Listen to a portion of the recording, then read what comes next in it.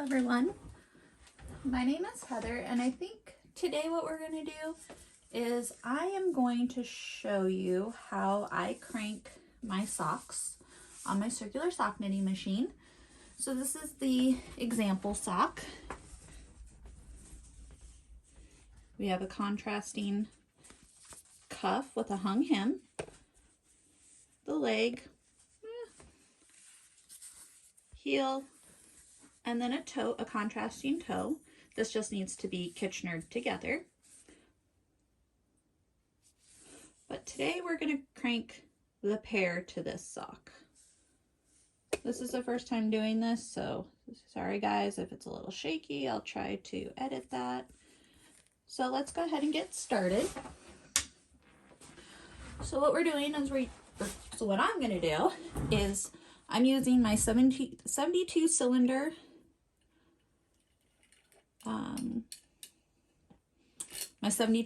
cylinder. These are for my son. He wears a men's size 11, so the 72 stitch cylinder works the best for him. So we're going to do this from start to finish on sock 1, or sock 2, I guess, because I've already made one sock. So we're going to hang my cast on bonnet. This is what it looks like. This came with my machine from Erlbacher. So let's go ahead and get it hung. This is my halfway mark. It's kind of hard to see. I need to make them darker, but maybe someday. So what we're going to do is we're going to hang these loops on every other needle all the way around. I like to use my little dental hook tool that came with my machine to get these loops on.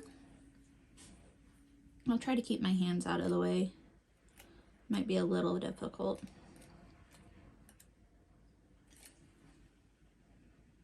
I know some people use a split ring bonnet.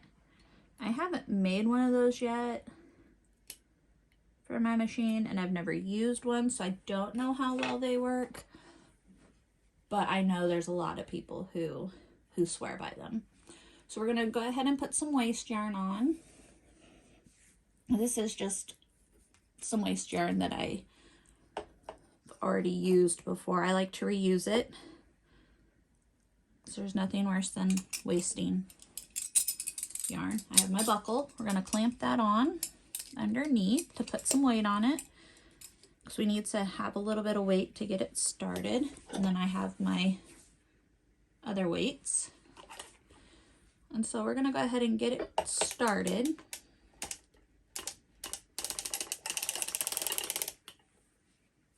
I just throw that off the side of my machine, or off the side of my table.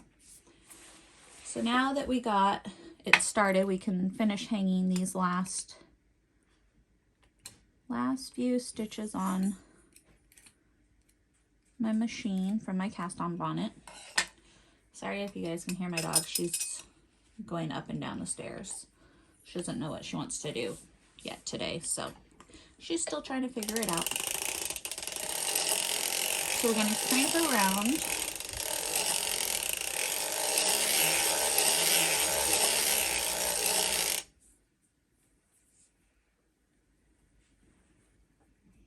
And with the waste yarn, I try to pay attention to where I'm about to end so that I don't go too far.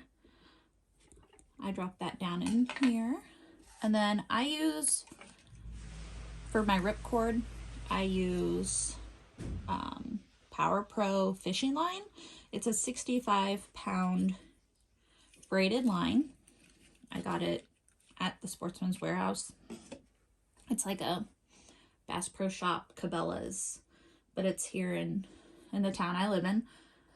It's just down the street at the mall area. So I put my ripcord in. This will help take this off when I'm ready to finish. When I take my sock off my machine and to separate it from the waste yarn, it's so much easier.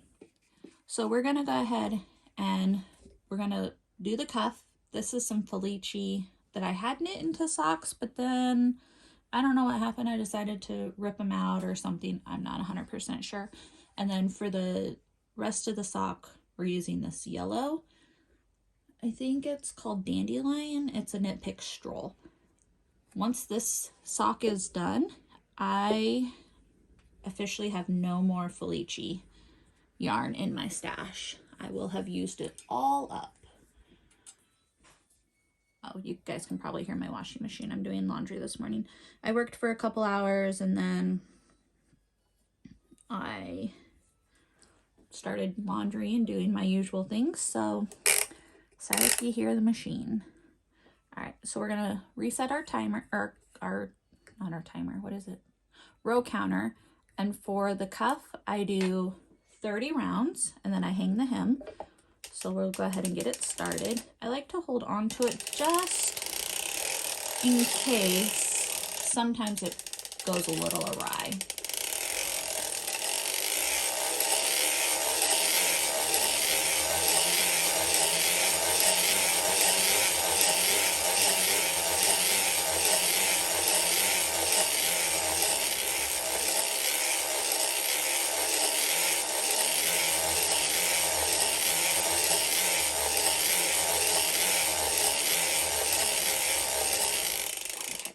So we're at 30. I'm going to stop at my halfway point. I'm going to take my weights off and I just hang it underneath my machine. And then we're going to go ahead and hang the hem. So I like to pull up where I start with all the yarns. And then I start hanging the stitches on the machine. It's very helpful to have a contrasting yarn or ripcord that is very easy to find. Otherwise, it gets a little tough to hang it.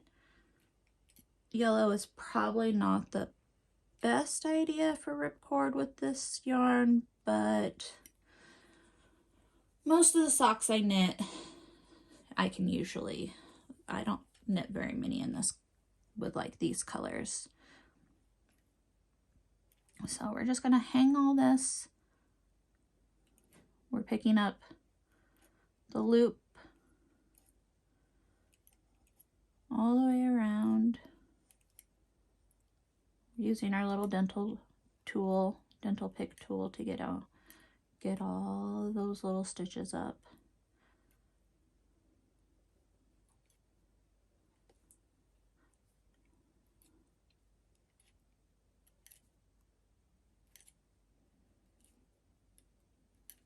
Talking and doing this is kind of a little bit difficult. I didn't think that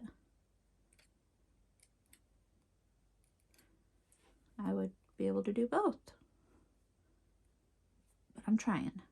So once we get almost all the way around,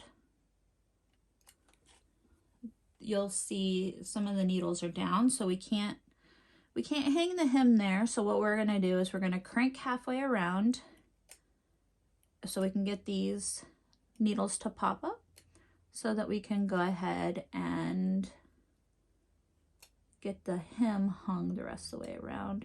I go as far as I can when I'm hanging my hem. Okay, so a lot of people will put their buckle on and they'll put their weight back on. I'm not going to. I'm just going to hold some pressure and just get myself the rest of the way around.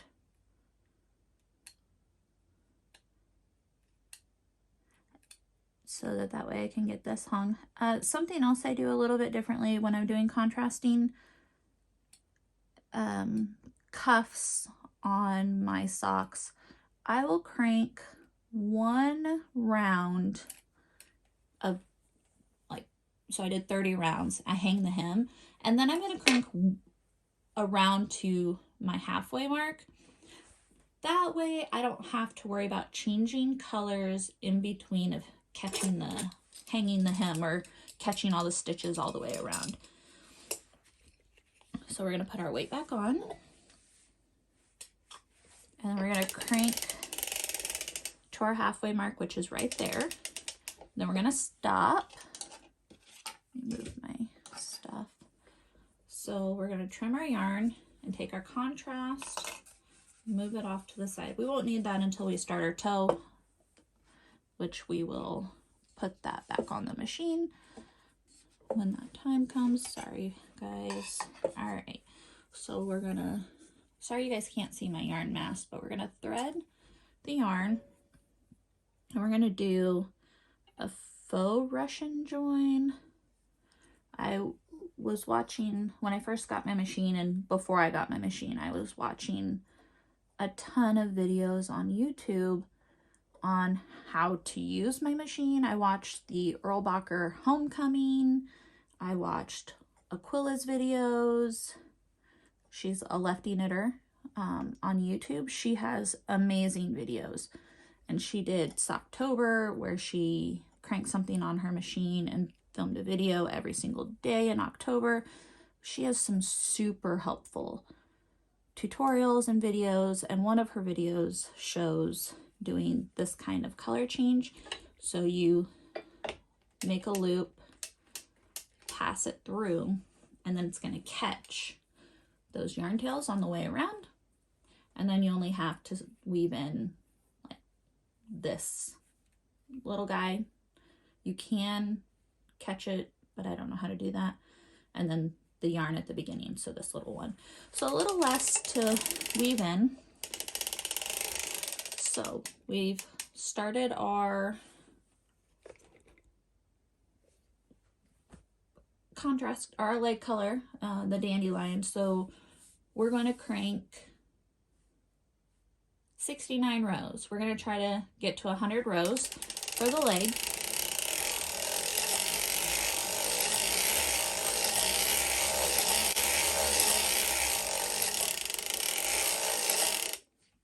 So I had a break in the yarn. I could do that faux Russian join, but I'm not going to. I'm just going to take my ends and tuck them in and hope I can get past this knot when I come back around. If not, we'll take it off the machine and try again. I have a split yarn carrier, so if I do make a mistake and I have to take my sock off the machine, it's a lot easier. This came with my table when I got my knitting, my table from Erlbacher. I got it for Christmas. My husband gave it to me, and this came with the table and a cone of waste yarn and a cone of Jaegerspun to try out.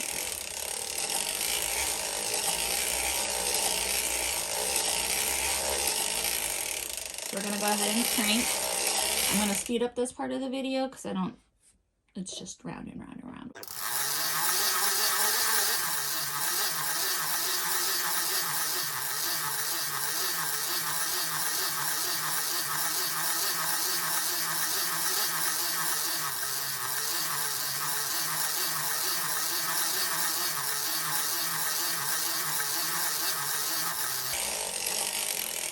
All right, we're to 96 rows, so we're gonna do 4 more rows, and then we're gonna stop a little bit before halfway. I like to stop when I begin my heel.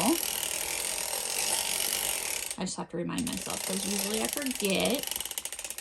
So since these are for my son, he has a little bit wider foot. So what I do for his socks is I do a deep heel.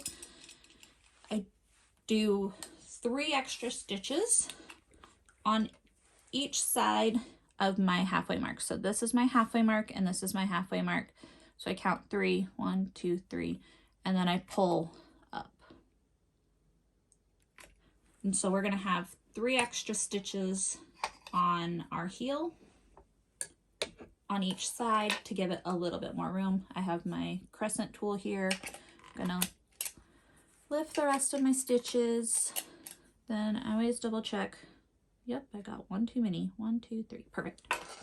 We're going to engage the heel spring, and then we're going to start knitting our heel. So I do a 1 up for my heel. So each pass around, I lift one needle on the side that the yarn is coming from. I haven't learned any other heels yet, so this is the one that I use always. It was, I believe, in my Erlbacher manual when I got my machine. So my husband ordered my machine for me for my birthday in May, and it was an 18-week.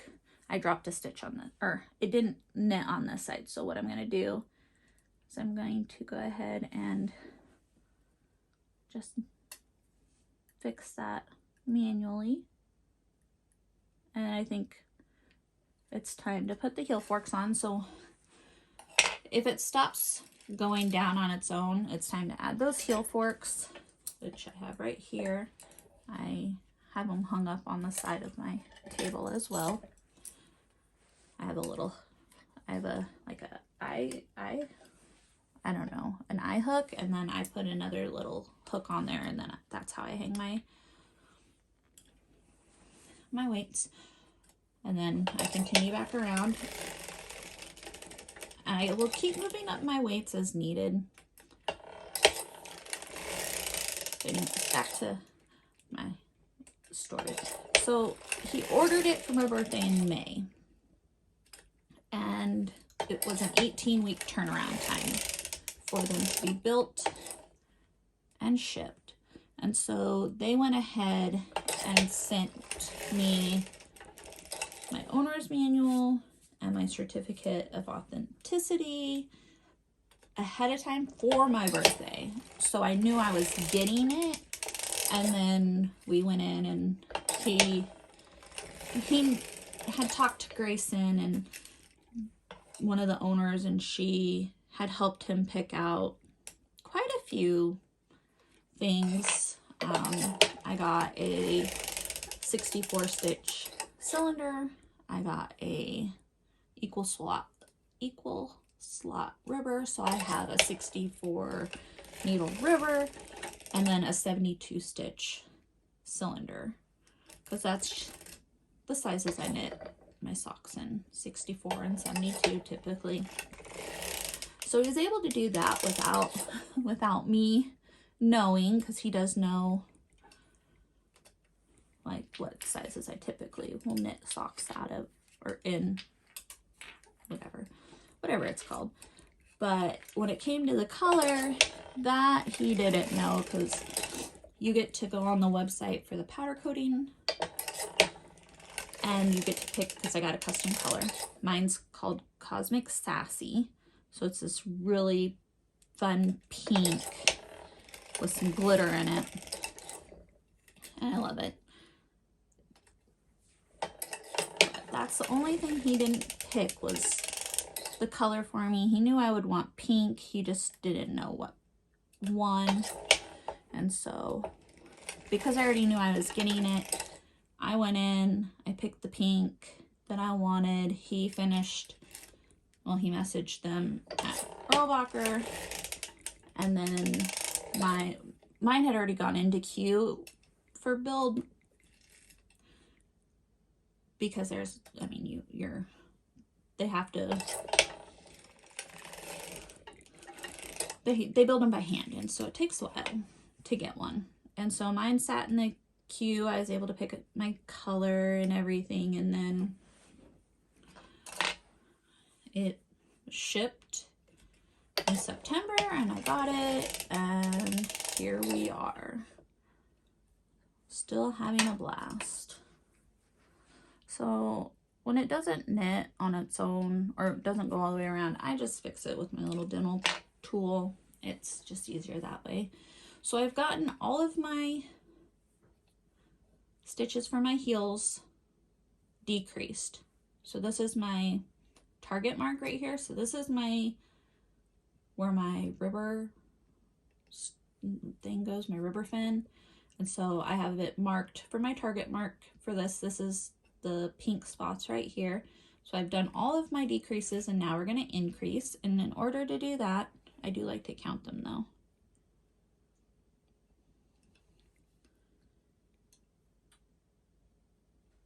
Okay, so they're the same on each side. So I'm going to start putting my needles down one at a time, same as when we increased, or when we decrease, we put the needle down that's on the yarn side. You don't want to push them down too far because you're going to want your yarn to catch the latch so that it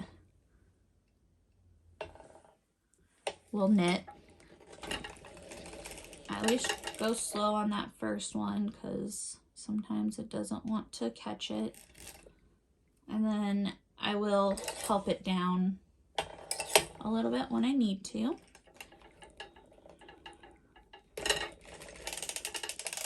You always want to make sure you hear that click so you have your yarn carrier, your yarn guide far enough to make sure that you can lift up your needles, because this will stop them from going, or putting them down I should say, and making them knit. That was one of my issues when I first started. I kept trying to figure out why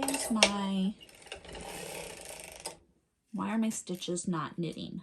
Always, I wasn't going far enough over, or I wasn't going far enough back to hear that click, and so the little flapper guy here was not underneath the needles. It was on top of the needles, which wasn't doing anything for me.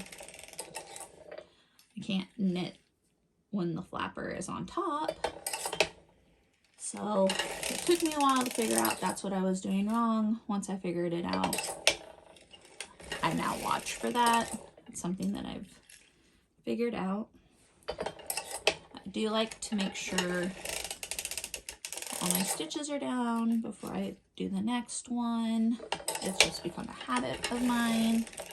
I do move my weights up every few rounds, or few back and forths. So we're doing short rows currently.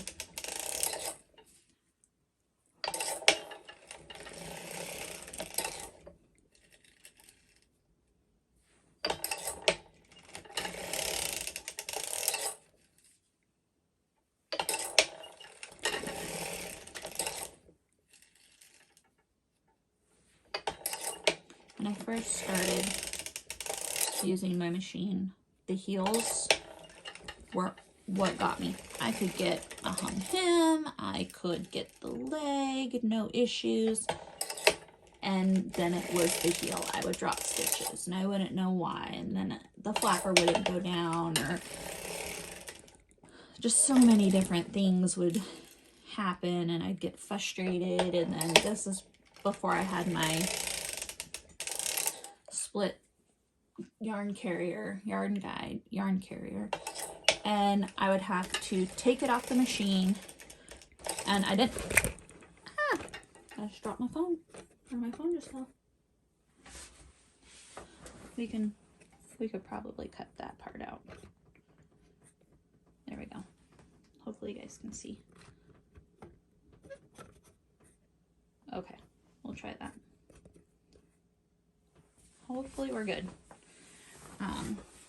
So I didn't want to cut my yarn, and so I would unravel the sock, put it back on my cone. It would still be running through my yarn carrier. It was just a nightmare sometimes. And so I would just continuously do that. And then when I got my new yarn carrier, I can now, if I mess up, I can take it off my machine without having to unravel everything, because I can just slide it off through there. So we finished our heel. We got to our last, oopsies. We got to our last stitch on this side. We're gonna lower our needles. We don't smush them all the way down, because we want to make sure our latches are going to be able to catch. I do like to run my finger across to make sure I look and they're good to go. I do also in the corner to try to prevent that gap you can get when you just do the one up all the way for increase and then the one down for decrease, increase and decreasing. I do like to pick up the bar underneath and just add it so that it will kind of close that gap. So we're going to go ahead and we're going to crank the foot. Since we're changing colors, at the toe, we're going to crank 2 less rounds than what we normally would. For my son at this gauge, I'm going to knit 80 rounds, but I'm going to stop at 78 so I can switch out the yarn. And then we're going to, I take the heel spring off, and then I watch it as it goes around just to make sure it catches all those stitches, all those latches were open. Because I have dropped a stitch all the way down, and you have to pick it up. I usually will put my little light bulb stitch marker on it, and then I'll crank the sock, the rest of the sock. I'll drop down that one stitch, fix it, and go on with my day. It would probably be easier just to take it off and redo it, but just like that. So we drop some stitches. Let me take my heel weights off, see if we can get it fixed. Don't know what happened there. Here we are talking about drop stitches, and then I dropped some stitches. So we're gonna take our weights off, take our buckle off. We're going to see if we can't fix it without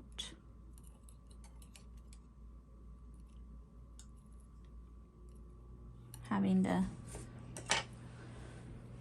completely start over. Okay.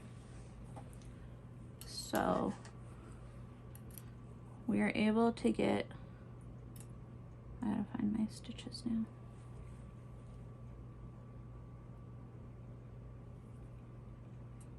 My loops to get them back up on here.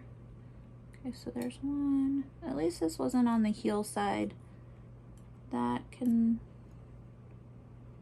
sometimes be a huge pain. Okay, so I'm just going to try to see what I can catch.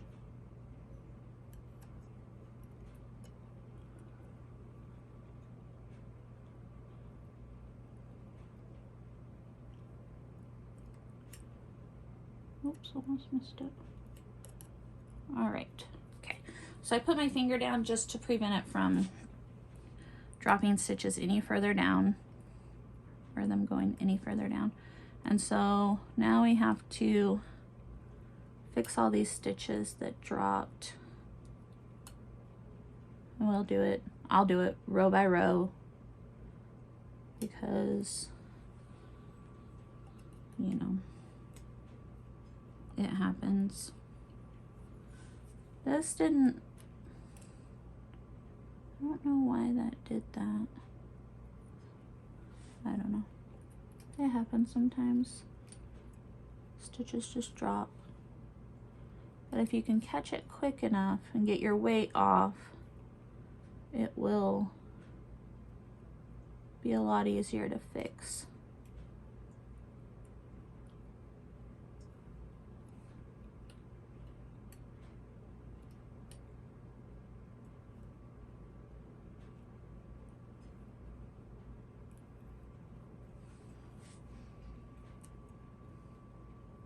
Might be a little funky there, but that's okay. It might block out.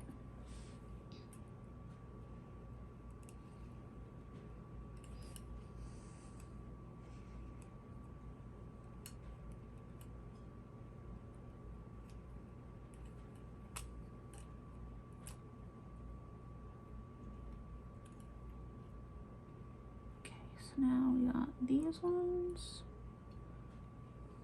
And then hopefully my head's not in the way.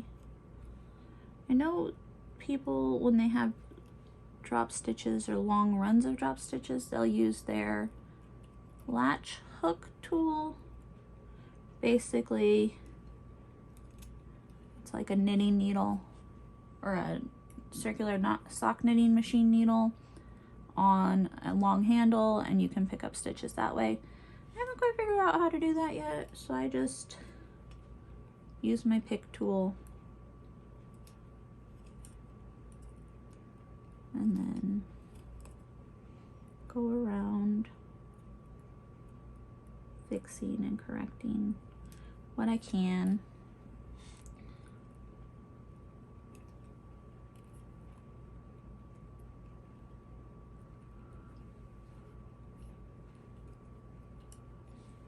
One more. Hopefully my hands aren't in the way. I have a feeling they might be. Hopefully you guys can see what I'm doing. If not, I'm sorry. Alrighty. So we're fixed. Might be a little funky, but hopefully it all comes out in the wash. I think there's a Miranda Lambert song that says that. It all comes out in the wash. So we're gonna go ahead and put our buckle back on, put our weight.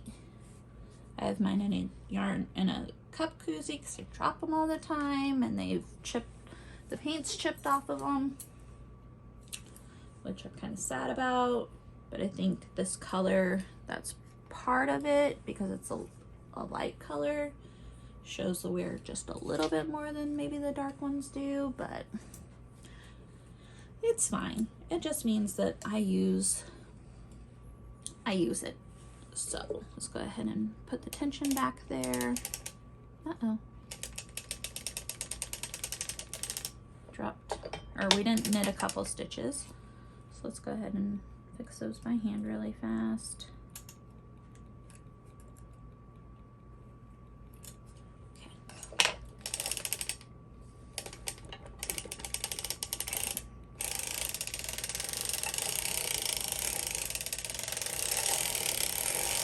All right, so we're back up and running. I don't know what was going on, why it dropped, but I'm gonna crank the foot. So I'm gonna stop at 78, and I'm gonna stop right here at my halfway mark. So I'm gonna do that, and then I'll speed this part of the video up.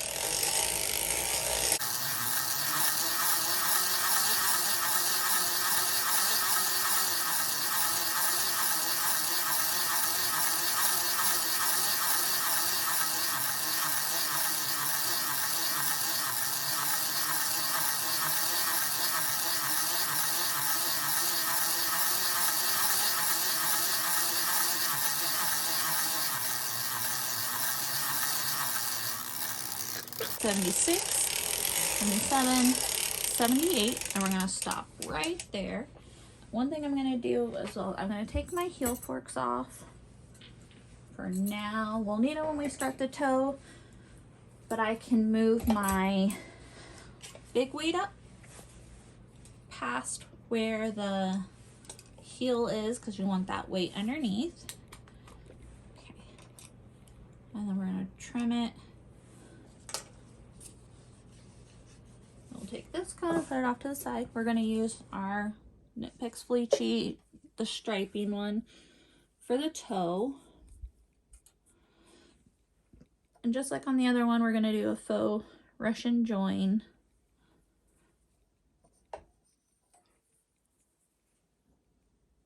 So we have a loop, create a loop, and we pull it down. I like to pull it down in my cylinder,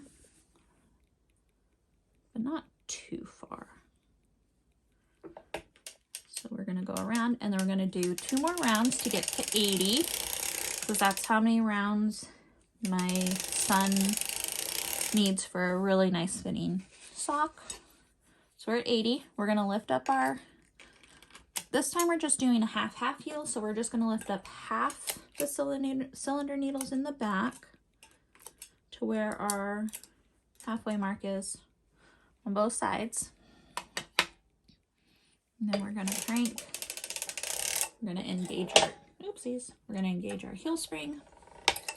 And then we're gonna start lifting one. And then when we need to, we'll add those weights back on for our heel forks, which I probably should start doing now. I might go ahead and lift this just a little bit first.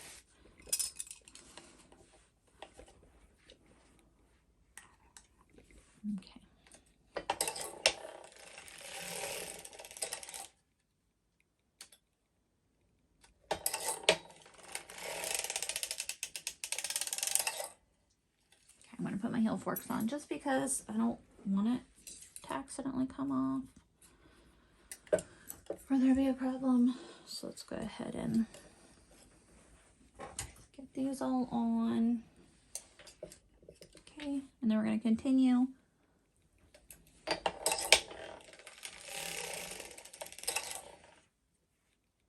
Got to be careful. The little needles are super sharp.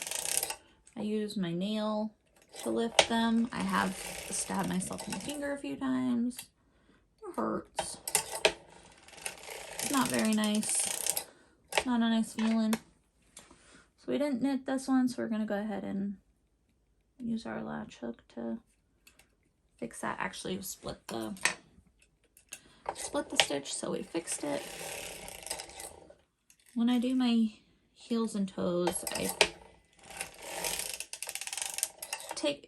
I go slow. I take my time. I watch what my stitches are doing so I can catch them right away. So if there is a problem,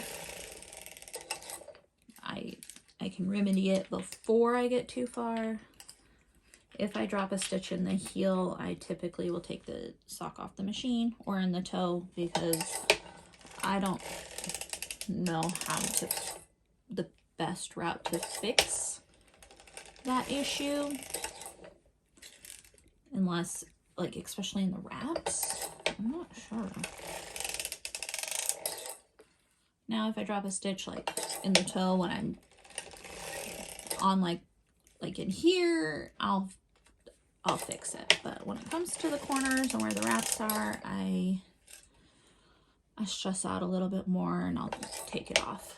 But so now we're gonna start going back. Now we're increasing. So the first set was decreasing, so we're going around and we're picking up a needle so that there's less stitches being knit. And then now we are increasing, so we're putting those stitches back into work to make the cup of the heel, or the toe. I guess this is the toe, not the heel, but this is going to make that cup the toe. Same idea with the heel.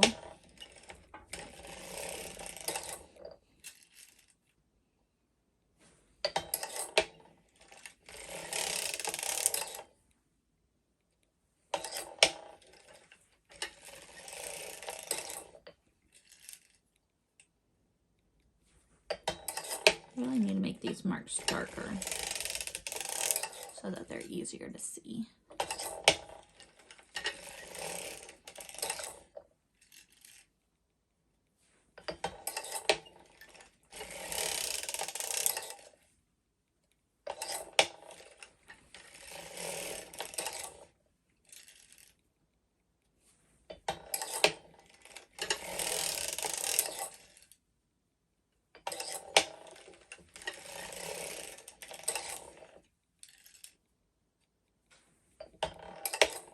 We have one more stitch on this side. We're going to go ahead and drop it down and come all the way around. And so now we're ready to crank our sock off with some waste yarn. So we're going to get some waste yarn. I have a mason jar full of oopsies, of just random yarns. Some, like this pink, came with my machine. You get a small cone of waste yarn to get started, and then I just used some acrylic, what is it? Is it Barnett sock that Michael's or Joann's carried a long time ago? I ended up buying it, like skeins of it for 99 cents. It's an acrylic, might be an acrylic nylon, I don't know. It's one of their old lines when Joann's and Michael's carried Burnett. I probably got it in 2004, 2005. That's how old it is. I still use it every once in a while, but for the most part, it's just waste yarn now. It's a little bit thicker. I don't really like knitting with it, but it works to put on my machine. So we're gonna cut the yarn. I like to cut it down at the cone, like at the beginning of the cone, and then I will pull all of it off and drop it down in there, because we're gonna need that tail to Kitchener, and you wanna make sure you have enough. There's nothing worse than running out of yarn halfway through your Kitchener stitch. So I'm gonna feed it through, and then we need to go ahead and lower that stitch because we're gonna bring our yarn guide, yarn carrier around. I'm going to feed it in. I like to hold it in the middle, and then we're gonna go ahead and catch those stitches. So now I'm gonna make sure our latches are all down. We're gonna lower our needles. Again, don't smush them down or you'll have drop stitches. You don't want that. Make sure your latches are all open. I like to feel it. And then I will crank very, very slowly to make sure, like, for some reason that did not catch.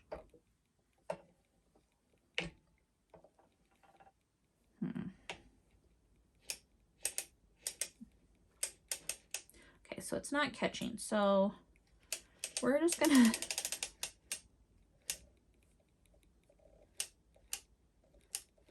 hope it will.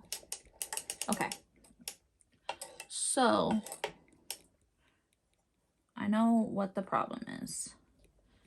My little flapper guy here is not under these stitches, and so that's why it's not catching. So let's see if we can save this.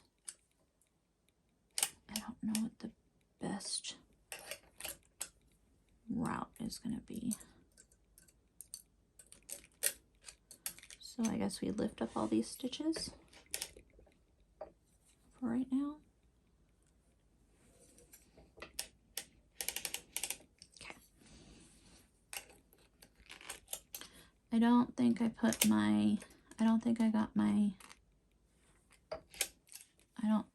I went far enough back to get my little flipper flapper guy. Okay. Whew. So far so good. All right. So sometimes that happens and you have to get creative. So this little guy right here, this little flapper, I don't know if you can see it. He's right here. Maybe right here. He wasn't under the needles. He was on top of the needles. And so he wasn't knitting stitches. It was just gliding on top and causing the needles not to work. Luckily, so we should be good now. Luckily, we were able to crank back around a couple times to get it fixed. Okay, so we're gonna try again. You wanna make sure your flapper is underneath those needles when you start back around, or it doesn't work.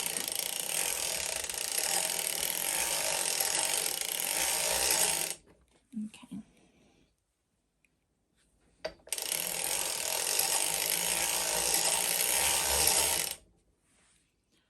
So we're almost to the end of our waste yarn. I will take my heel forks off because I don't want to drop them. I have dropped them on the floor. I've dented our floors. Down here it's concrete with vinyl plank on top. So I still don't want to dent them, but my upstairs floors are dented. Luckily it's not the hardwood. Well, I mean there's hardwoods, but it's the laminate that we have upstairs on over the hardwood. So I'm afraid to see what it looks like because I've dropped them a few times. So we're gonna go ahead and crank off. I take my weights off and I will hold it by hand. And there we go. You can see where I had dropped that stitch. Hopefully blocking will even it out. If not, it's fine. It's for my son. He's not even gonna know I made a mistake. And then we're gonna take our ripcord out. So right here you can see the ripcord. I look for the beginning, which is right here. We go to the opposite side. I use my little hook here, slide it in, and I pull up one leg. Actually, sorry guys, and just yank it out. And then my bonnet and a sock are free. Unpicking yarn is not fun. I don't enjoy doing that. So I love this idea of using a fishing line as ripcord, especially a braided fishing line. That way I can just take my projects off. So here we have the hung hem. I'll put it here.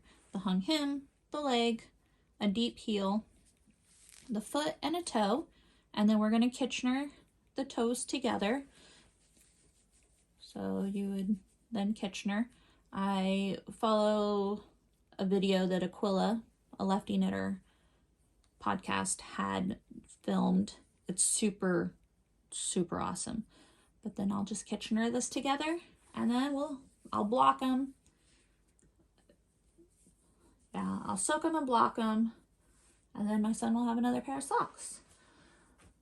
So that's how I knit a sock on my circular sock knit machine. I know there's a bunch of different heels and cuffs and everything that you can do, but that's how I do my basic ones. I haven't figured out yet how to use my rubber. I recently found out in our area there is a crank, they do a crank in, and I'm hoping that I'll be able to go to that so I can maybe get some help and they can help me learn. So for now it's hanging out and just being by itself on the shelf. And then I'm just making my basic socks. I have 5 balls ready to go, or 5 skeins of sock yarn ready to go that I need to cone up and get started. Well, thank you guys. I hope you enjoyed my video. Hopefully didn't make too many people confused. All right, thank you guys. Bye.